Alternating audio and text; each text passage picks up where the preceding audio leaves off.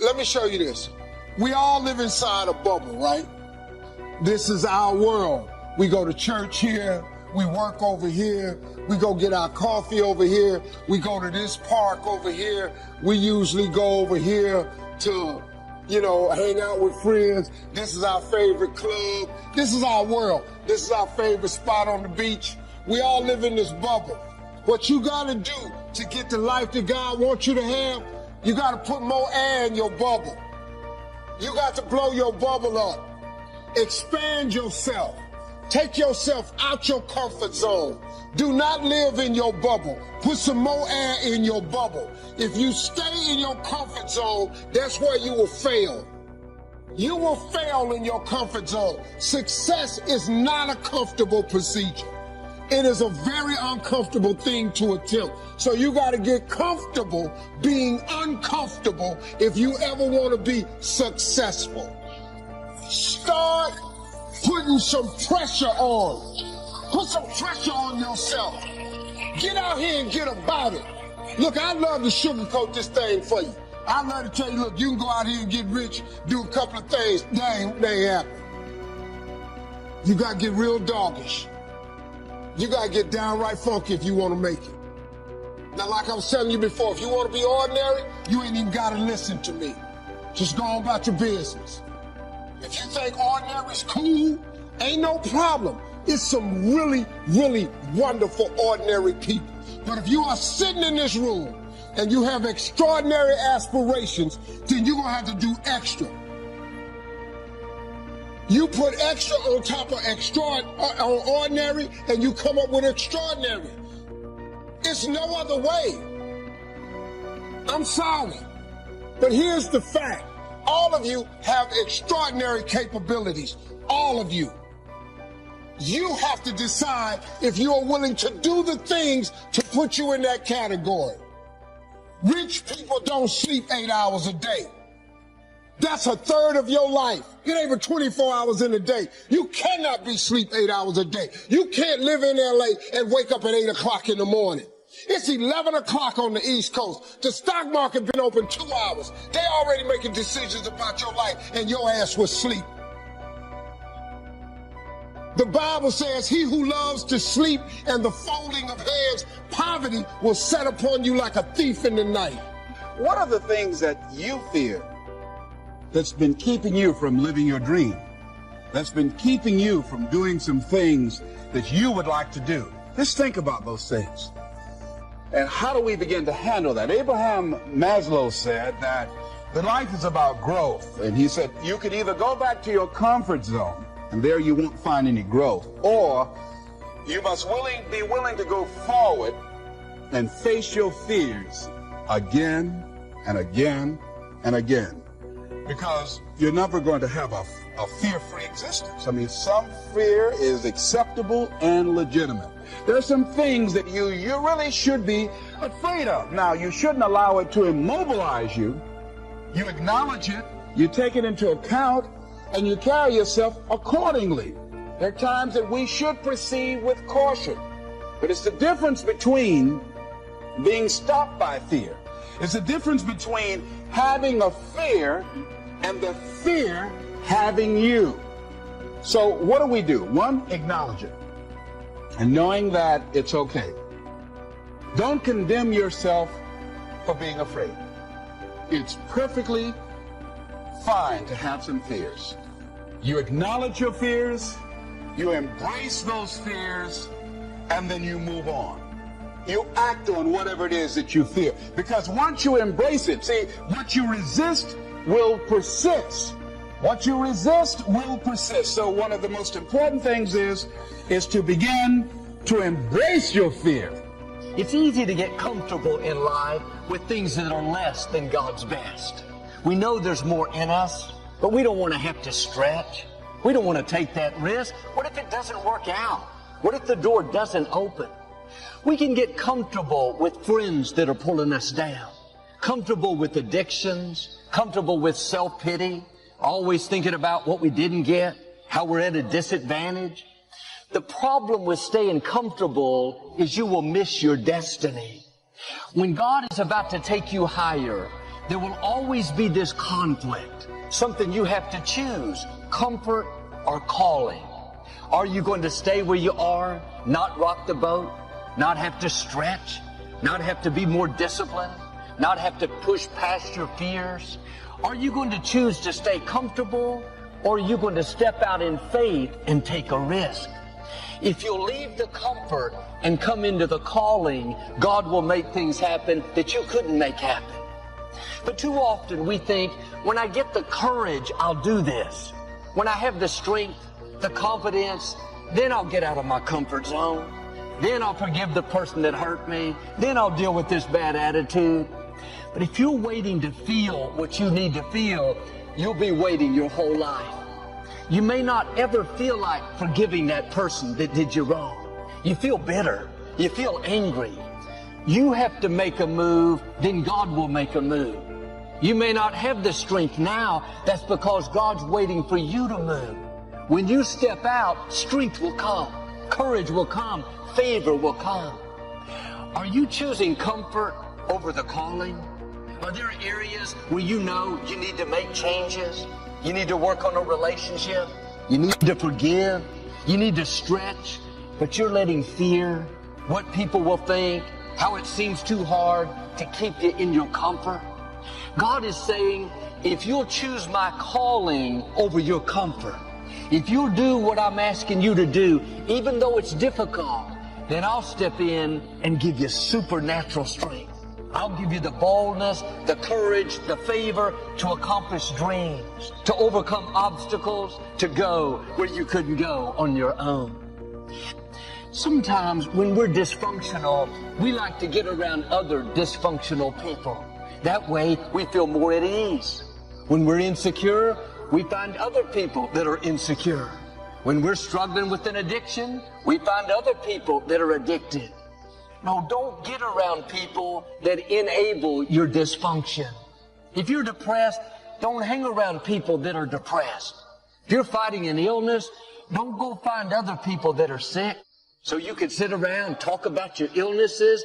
Hang around people that have what you want, not people that are struggling with what you struggle with. The enemy would love for you to stay in a limited environment that holds you down, limits your vision, keeps you from dreaming, believing, expecting. Don't fall into that trap. If you're depressed, find some happy friends. If you're addicted, find some free friends. If you're sick, find some healthy friends. If you're broke, find some blessed friends. Anytime God is going to do something new in your life, give you more influence, more favor, more anointing, more resources, there's going to be this test of being uncomfortable. Are you willing to stretch, to do something you've never done, move away from tradition, from certain people, from what you're familiar with? Don't let the comfort keep you from the calling. Where God is taking you is going to require risk. You're going to have to leave what's familiar and step into the unknown. Like this man, God is going to ask you to do things that you don't think you can do. In your own ability, you can't. But when you take that step of faith, God will step in and give you supernatural ability. But sometimes we've been a certain way so long, we've convinced ourselves of what we can't do. I can't run my department. I don't have the talent. I can't break this addiction. I've had it since high school. I can't get the Compact Center. I've only been ministering for 2 years. God doesn't ask you and then not give you what you need. The question is, are you going to stay comfortable where it's safe, or are you going to step into your calling? I'm not saying this is easy. If it was easy, everyone would do it. This takes boldness. This takes a made-up mind that says, I am not going to let fear, insecurity, what I don't think I can do, keep me in my limited environment. I'm going to stretch. I'm going to take risk. I may have to hurt some feelings, but I'm going to make changes to follow the call. Not going to sit around in dysfunction, surrounded by dysfunctional friends. I'm going to rise and walk. Your destiny is too great your assignment too important to let fear, what will people think, what if it doesn't work out, to hold you back. If you know how everything is going to work out, you don't need faith. If you can accomplish your dreams in your own ability, then your dreams are too small. That may be a stepping stone, but God will put dreams in your heart where you don't have the finances, the connections, the experience. If He doesn't show up, then it won't happen. You'll be tempted to think like the lame man. I can't walk. God, you're telling me to do something that I've never done. If you'll take that step of faith, you'll see God do something that you've never seen. You'll see doors open that you couldn't open. You'll see divine connections. People show up that want to help you. Things fall into place. That's because in your calling, there's favor. In your calling, opportunities will find you. In your calling, you'll break addictions. You'll beat the cancer. You'll defeat that depression. But in your comfort, you'll get stuck where you are. If you're always comfortable, then there'll be lack, dysfunction, mediocrity. God is saying to you, I'm calling you up higher. I'm calling you into abundance. I'm calling you into freedom. I'm calling you into new levels. Now don't let comfort hold you back. The fear may still be there, but you have to act on your purpose, not on your fear. Fear will keep you from your destiny. Fear will keep you by the pool another year. You may feel fear, but you have to do it afraid. As you step out, courage will come. Confidence will show up. The favor, the blessing, the healing, it's waiting for you, not in your comfort, but in your calling.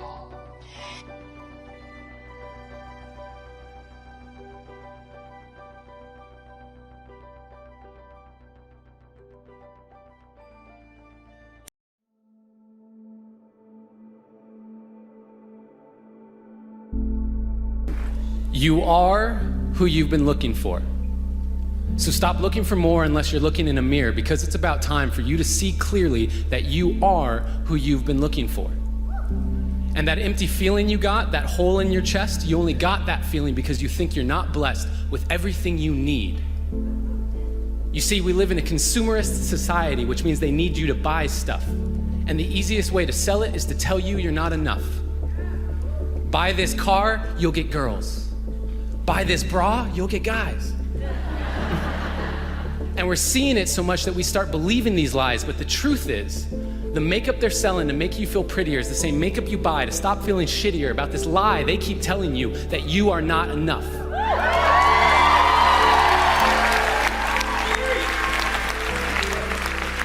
And what about the movies we watch, all the shows on TV? The more I watch, the more I see I need you to complete me. And yes, love is the answer, love is the key, but if you can't love yourself, how can you ever love me? And loving yourself, what does that even mean? Like massages and selfies and that sort of thing? Because the more I think about it, the more it feels weird. I've always been taught that self-love was something to be feared. I'm supposed to love myself, but how do I even do that? Well, I got a trick that I picked up from a friend who noticed that I was quick to defend her when she would say something negative about herself. She would say, I'm so dumb, and I'd say, you're so brilliant. She'd say, I'm so weak, and I'd say, you're so resilient. And when she said, I feel ugly, and I said, you look beautiful, she asked me why I was so dutifully filling up her cup constantly and yet treating my own cup so irresponsibly.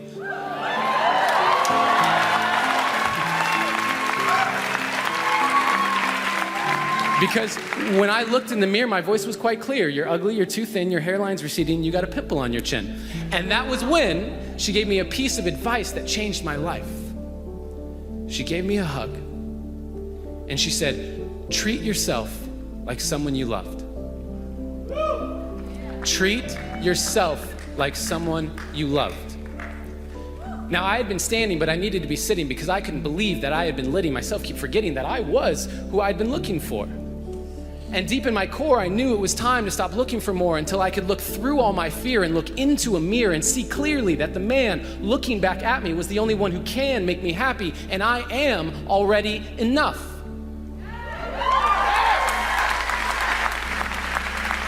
And I am not any more special or unique than you. That is why I'm here to speak to you. You are already enough. And when you start to see that, you will start to be that. Your world will get brighter, your load will get lighter, and you can see that with life. You can be a lover, not a fighter. And that life, you deserve it. Because you are worth it. And there is no point in letting yourself keep forgetting, because no matter what you say or do, you are perfect. And so today, I hope I leave you with a direction correction away from the flaws you see in your reflection. They aren't flaws to me, they are simply protection against all the doubts you have of your perfection.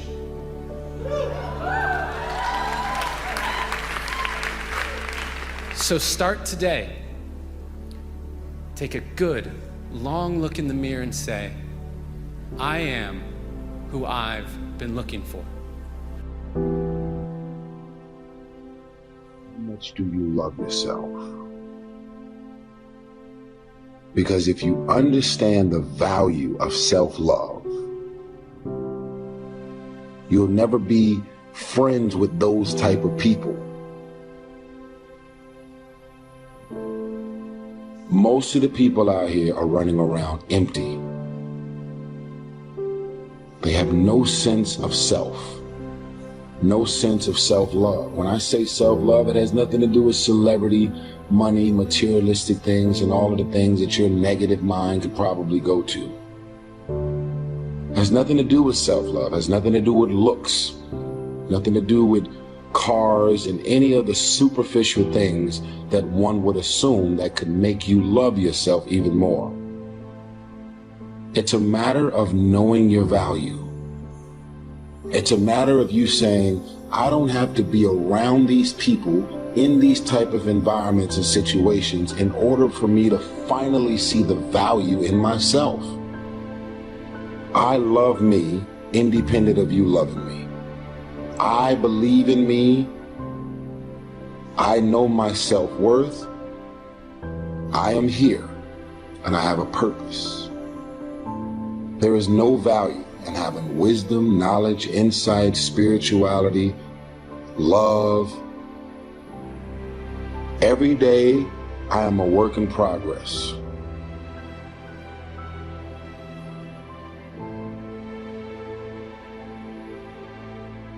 A person who can forgive nothing is a person who's totally destroyed psychologically and emotionally.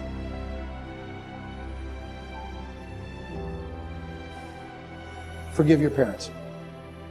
Forgive any relationship that you ever had that didn't work out. Forgive everyone else in your life that has ever hurt you in any way. Forgive yourself.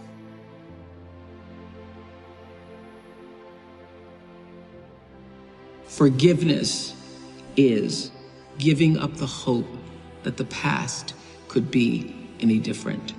I think for myself, and I know many of you, you think forgiving means accepting what has happened to you. Well, it is accepting that it has happened to you. Not accepting that it was okay for it to happen. It is accepting that it has happened. And now, what do I do about it? Forgiving is giving up the hope, not holding on, hoping, wishing that it could have been any other way than it actually was. Giving up the hope that the past could be any different. And when I got that, I think it took me to the next level of being a better person. Because I don't hold grudges for anything or any situation, and neither should you. It's letting go so that the past does not hold you prisoner, does not hold you hostage.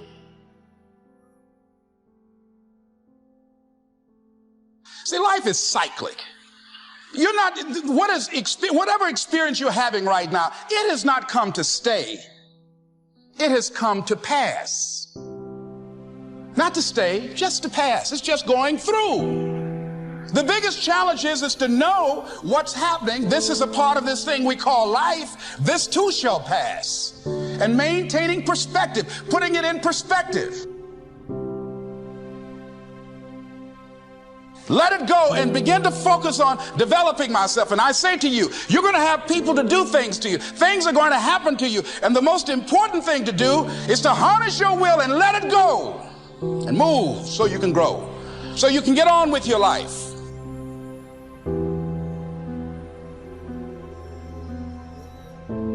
It doesn't matter about what happens to you. What matters is, what are you going to do about it? What are you going to do now, Les? But if you want to begin to move into your own personal greatness, if you want to begin to really enjoy a happy, successful, healthy life, you've got to be willing to go against the tide. You've got to be willing to harness your will. So as you're in the process of reinventing your life, write a description of the kind of person that you want to be. What are the things that you must overcome? What qualities about your personality you know that you're going to have to change, because those particular characteristics are liabilities to you? What are your assets? What are your strong points? Look at and evaluating yourself to make that determination. Other thing is that in order to get out of a rut, we need some coaching. Find some trusted critics. People that you know care about you and love you. There's some things that keeps us from growing and getting out of ruts. Number one, we identify with feedback. We take it personal when someone wants to give us some feedback on where we are falling short and tell us about our blind spots. We want to have everything being positive about us. We're not perfect. It hurts. I have a friend who's a trusted critic. I don't like him, but I love him. He doesn't tell me the things I want to hear. He tells me what I need to hear so I can grow. It hurts. It hurts when he put me on the hot seat. I can't stand it. But that's the only way that I can grow. And I'm glad that he loves me enough to risk our friendship to tell me what I need to hear, not what I want to hear.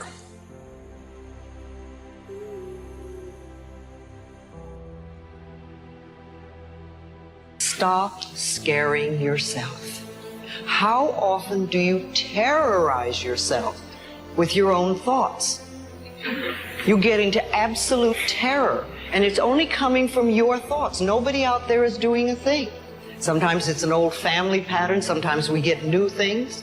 I would like people, when you have time, to make a list of your fears. Make a list of your fears. And then give yourself the opportunity to turn each fear into a positive affirmation. Turn each one into something positive. And remember, always you are in charge. You are always in charge. See, one idle thought doesn't make a whole lot of difference. Thoughts are like drops of water. You drop a drop of water and it doesn't mean much. But if you keep dropping and keep dropping, you get a puddle on the floor, and then you can get a little pond and a lake, and finally you can create an ocean. And with our own thoughts, we can drown in a sea of negativity, or we can float on the ocean of life. And it's up to us. The thoughts we think accumulate. And what sort of puddles are you standing in? Or are you up to here? Or are you up to here and trying to paddle? You know, what are you doing to yourself? When we're willing to change our thinking, we can change our experiences. And it doesn't matter if you've got a big puddle of negative thoughts. You know, you can move over here and create a puddle of mindfulness, positive thoughts. You can make changes, always. So you want to turn those fear thoughts into positive affirmations. Let them work for you. What is it that you need to be focusing on? And I want you to focus on it 3 times a day. You got to get focused, man. You got to understand that this hard time that you're going through is everything you're going through is preparing you for what you ask God for. Every trial and tribulation you go through prepares you for the life God has for you. There are many people who believe because of where they're born, because of the area where they are in life and where they find themselves, that's all they know. Given my circumstances, ladies and gentlemen, I shouldn't be doing what I'm doing right now. See, I know something about you, even not knowing you, that you've got greatness within you. You have the ability to do things that you can't even begin to imagine. You have talents and skills in you that you haven't even begun to reach for yet. No one could have convinced me, given my circumstances, given my background, that I would be doing what I'm doing right now. I was born in Liberty City on a floor on 62nd Street, a twin brother and me. When we were 6 weeks of age, we were adopted. When I was in 5th grade, I was identified as EMR, labeled educable mentally retarded, and put back from the 5th grade into the 4th grade, and stayed in that category until I got out of high school. I have no college training, but here's what happened. I had an intervention in my life. A man who saw something in me at a time that I did not see something in myself. I never forget being in his class one day waiting on a friend of mine who was there to rehearse for a play. He did not show up, and he asked me to go up to the board and write something on the board. And I said, I can't do that, sir. He said, why not? I said, I'm in a special education class. He said, what do you mean? I said, go up to the board and write what I'm about to tell you. I said, I can't do that, sir. Why not? I'm educable mentally retarded. And he came from behind his desk. He said, don't ever say that again. Someone's opinion of you does not have to become your reality. And that changed my life. It was Oliver Wendell Holmes who said that once a person's mind is expanded with an idea or a concept, it can never be satisfied to going back to where it was. So some of you are going to experience a breakthrough. Some of you are going to go back and look at your dreams and brush them off. Some of you are going to begin to look at yourself and say, hey, look here, I know I have not done all that I can do. Whatever goal that you have in mind, I want that to be a goal that will challenge you, something that will make you stretch. It was Osborne who said, unless you attempt to do something beyond that which you've already mastered, you will never grow.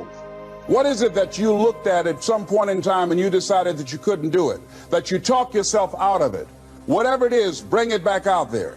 How you're going to do it, that will come to you in due time. So you don't get in life what you want, ladies and gentlemen. You get in life what you are, not what you want. And see, the good news is that we can always become more by working to develop ourselves. So the first process of making this your decade, you've got to begin to take a look at your life and look at where are you right now? What are your strengths? What are your weaknesses? What gives your life a sense of fulfillment, a sense of joy? What does a full, rich life means to you? What is it that you could love doing 7 days a week that'll bring a smile to your face? Think about that. In all the areas of your life, your professional life, your personal life, your family life, your spiritual life, what is it that you'd like to have? Once you begin to determine that, that takes you to the next step. And that is, once you decide what it is that you want, now you've got to decide that you deserve that. Repeat after me, please. I deserve the best that life has to offer. I deserve to find my purpose in life. Shake somebody's hand on your right and left and say, find your purpose.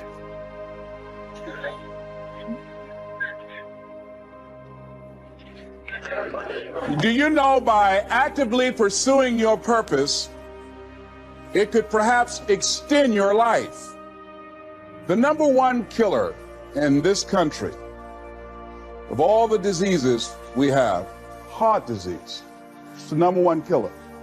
And if you ask most people, when is it that the majority of people have their first major heart attack? Some people will tell you as a result of obesity, or smoking cigarettes, or high cholesterol, or high blood pressure. And all of those are contributing factors. However, the truth of the matter is that most people don't realize that the majority of people suffer their first major heart attack on Monday morning between 8 a.m. and 9 a.m.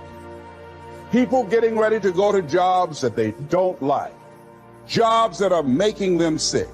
You see, when you're not pursuing your goal, you are literally committing spiritual suicide. When you have some goal out here that you're stretching for and reaching for that takes you out of your comfort zone, you'll find out some talents and abilities you have that you didn't know you had. I started speaking just to elementary school kids because I knew they didn't know what I was talking about. And they gave me all kind of standing ovation. We like you, yeah. Then I graduated up to junior high school and then to senior high school and then to various community groups and church groups and civic associations and then to colleges and to businesses. Now I'm traveling across the country and then traveling nationally and internationally. But I never would have discovered what I'm able to do right now if I wasn't willing to take a chance. And you've got to be willing to do that. You've got to believe in yourself. Where will you be in your business and your life in 36 months? Not because you hope, because you decide.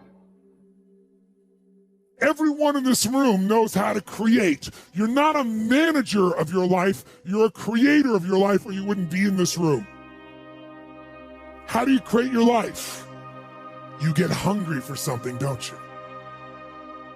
Who has done something in your life that once seemed difficult or impossible, and now it's part of your life? Who's got something in your life in this area? Say I.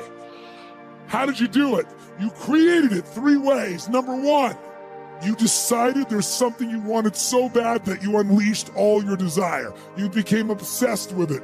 If it was a business or a car or a relationship or a transformation in your body, if there's something you once envisioned and now it's real, it's because you didn't just envision it, you brought so much emotion to it that now it's in your life. It was once a dream, it was once a goal, and now it's in your life. How many have something like that in your life now? Say I.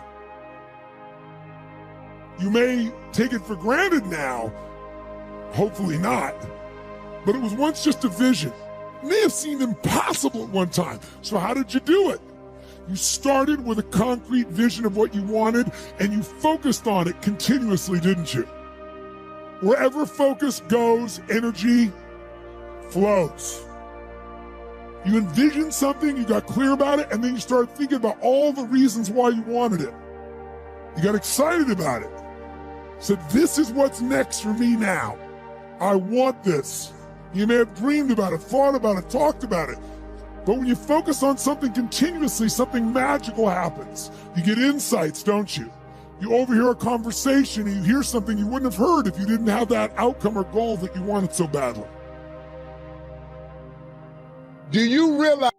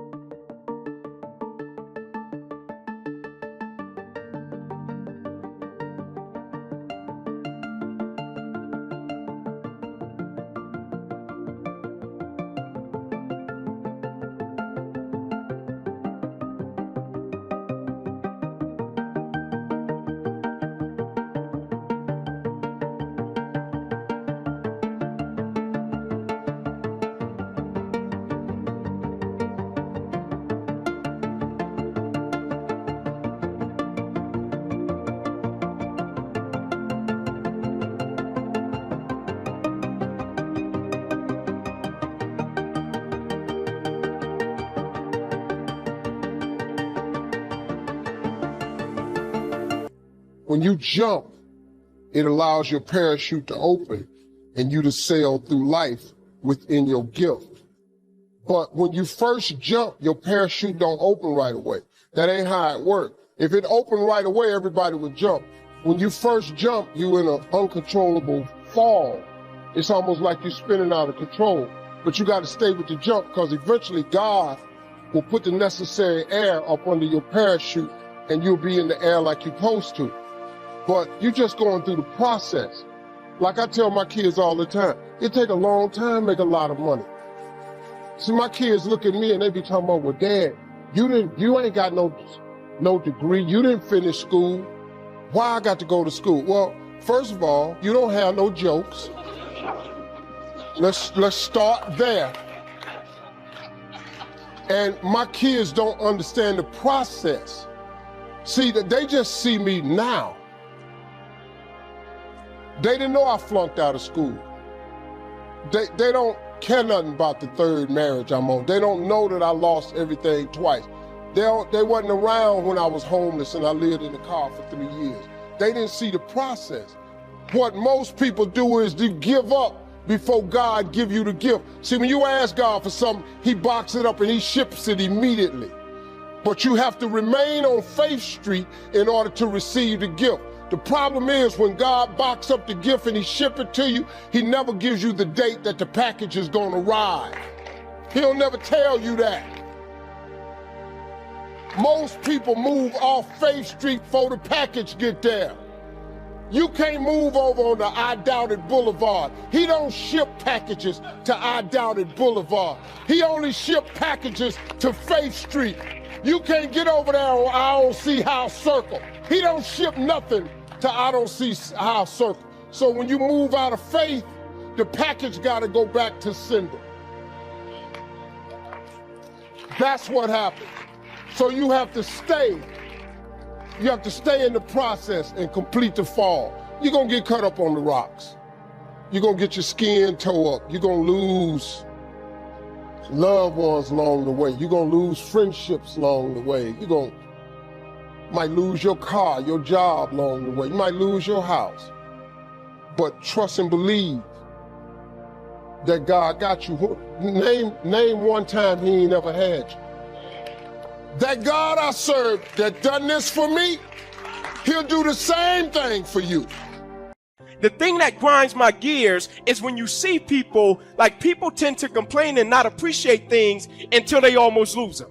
Or when you see somebody, they show up in an environment and they count the hours and they don't make the hours count. Or you see people and they don't realize somebody that woke up this morning, they're not going to live to see the night.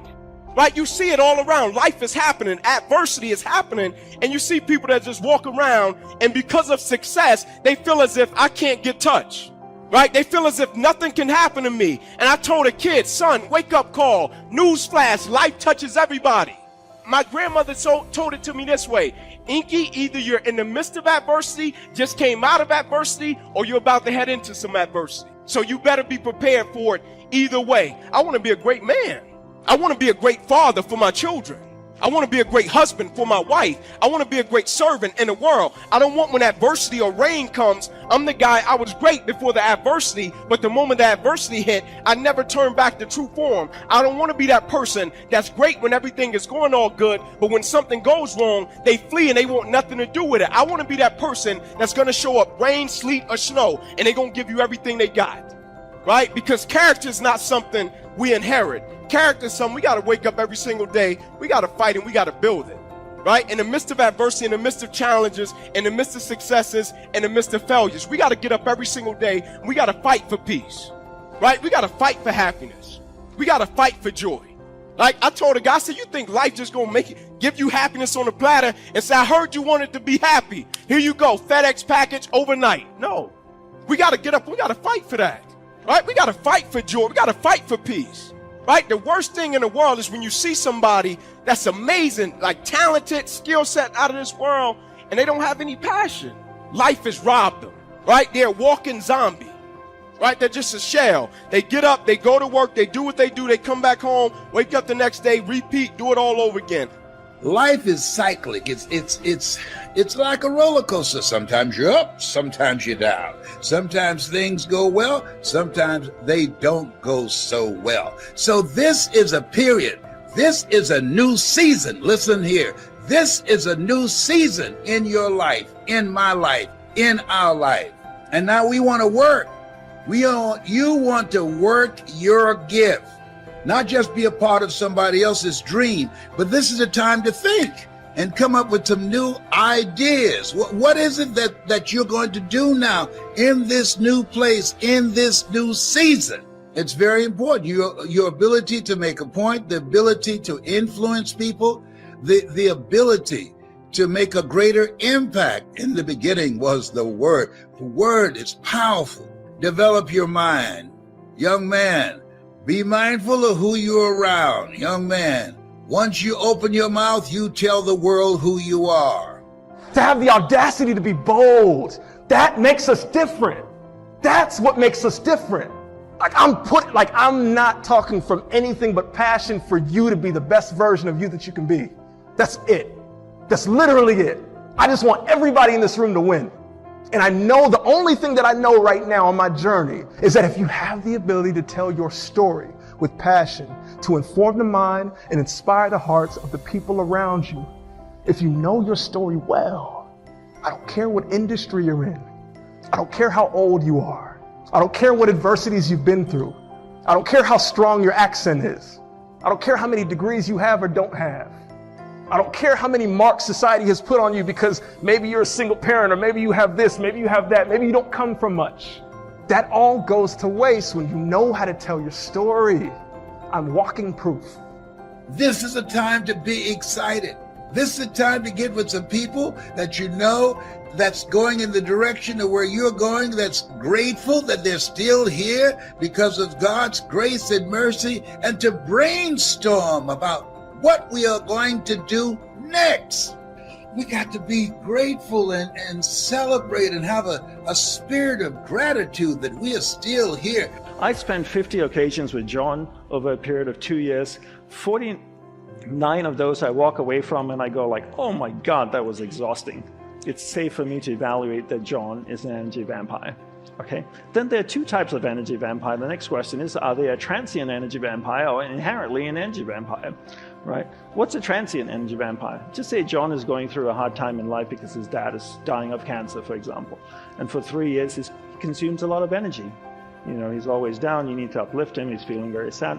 It's okay. You give him that energy because he's your friend, and that's what we do. We express compassion, empathy, and love, and we support our friends during difficult times. What's someone who's inherently an energy vampire? Someone who's inherently an energy vampire has always been this way. For decades, they just haven't changed. They're just not an uplifting human being at all.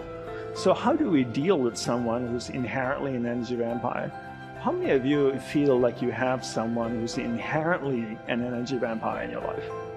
So how do we deal with someone who's inherently an energy vampire, right? My guru taught me the best way to do this is to practice the art of being affectionately detached, but always kind, gentle, sincere, and loving towards them. What does this mean? So just say John is inherently an energy vampire. I live in New York City. I'm walking down Fifth Avenue. I see John walking towards me. What do? Do I cross the street? That's not very nice. I meet John. John meets me. What do you say when two people meet each other? Do you know why I don't ask, how are you? Because I don't want to know. John asks me, how are you? I say, I'm doing very well. Thank you very much. And then I reply, what a beautiful day. I'm being sincere. I'm being kind. And then I say to him, please excuse me, I have something really important to do. It's true, my life is finite, and I'm very clear what my purpose is. And then what do people say at the end of a conversation? It was a pleasure meeting you. Actually, it wasn't. Let's do lunch. Why? See you later. Not really, don't want to. Why do we say the things we don't mean and ask the questions we don't want answers to? So at the end of a conversation, I say, have a wonderful day. Which is true. I know he's inherently an energy vampire, but I do wish he has a wonderful day. So the concept of being affectionately detached is to not engage with someone, right? Just to be kind, to be gentle, to be sincere and loving towards them, but not engaging with them. What's another way to protect yourself from an energy vampire? Is to place the burden of responsibility on them. What does that mean? I'll give you an example. I have a client of mine who's an expert in social media. Right, so a lot of people want to get together with him, have a cup of coffee, a glass of wine. Let's catch up for lunch. Let's do dinner. Why? Because they want to pick his brain and get information from him. And he can't sustain this because everybody wants a little bit of his time and just can't live this way. So I told him, this is what you need to do. You need to tell this person who wants to meet with you to read your favorite marketing book. Read your favorite marketing book, write down 7 key points and email it to you. Once you receive the 7 key points from the book, tell them that, you want to see what stands out to them in the book. Once you receive these 7 key points, you email them and say, let's meet up on this day for a couple hours and we can discuss a marketing strategy for you. You know how many people actually read the book and email him the 7 key points? Nobody.